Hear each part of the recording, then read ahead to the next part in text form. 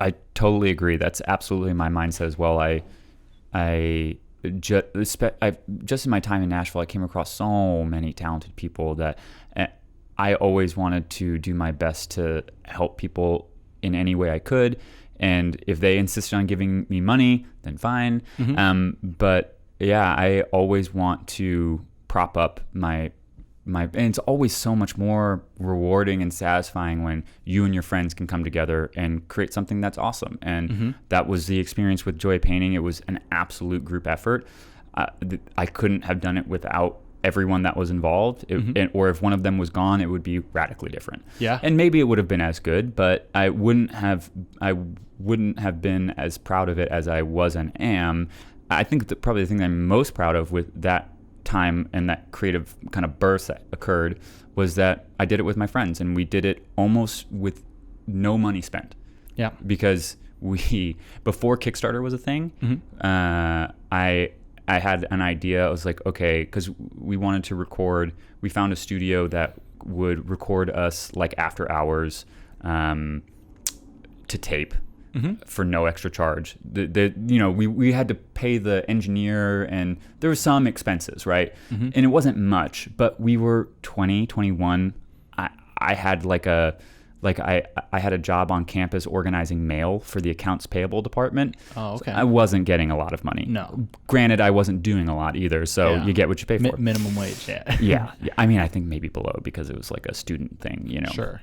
And so we didn't have any money, but I just really wanted to do this. I had, my course and my time in college, I had all of these bucket list things that I absolutely want to do. I want to record a tape. I want to put out vinyl. I wanted to play an in-store at the big famous record store in Nashville and all these different things. And so I typed up a letter and sent it to all of my friends' parents who knew me and loved me and knew how much I loved music, because my friends were my family growing up. I mean, obviously I have my mom, my dad, and my sister, but all of my family is overseas. And so don't have a strong connection with a lot of them. And so I would say almost just as good as my parents saw it, my friends and my friends' parents saw my passion probably more clearly than anyone. Sure. And so I hit them up and we got $1,100, which is all we needed. And that covered the engineer and then the small production costs of we handmade the CDs. So we burned them all on my computer, and we got a printer and we printed off, we printed on the CDs, the album title and the name and everything. And we did everything by hand. It was hand manufactured, probably 400 to 500 CDs. But it got us to, no matter how many units we were producing, it was always $1 a unit. Wow.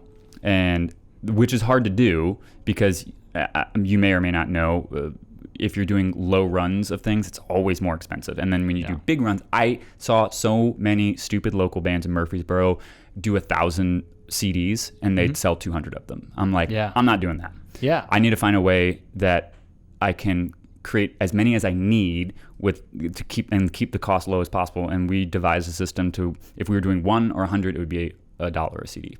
Wow. And that worked really well. And so that was the first album. And then that got us a little bit of attention. And then we got signed to a label who fronted all the costs of the next albums. And so we never spent a dime.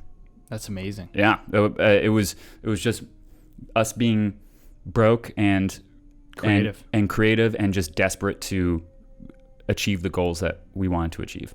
And that's where it really comes down to, I think constraints are actually amazing for you. The best. Right? Yes. Constraints force you to be creative. They force you to be really efficient with your time. Yes. Whereas if you have too much money and too many resources, I feel like you end up losing focus. Yes, absolutely. The times where the most creative times I've had are when there are restrictions. And I think that creativity needs to have restrictions, whether it is space or time, or I've always worked better when the first album was on a time constraint, both in the time that we were in the studio and we were recording to tape.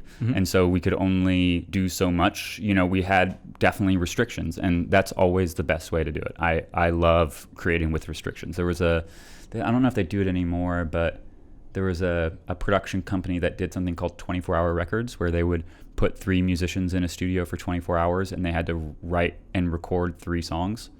Wow. And the quality is that these people would Surprisingly high. insane. Yeah. I mean, sometimes they would come with ideas, like small ideas preformed. Sometimes they would write and they would film everything, and it would be like 15, 20-minute documentary per episode, and then all the songs would be streaming on Spotify or whatever. Yeah. It's a cool idea.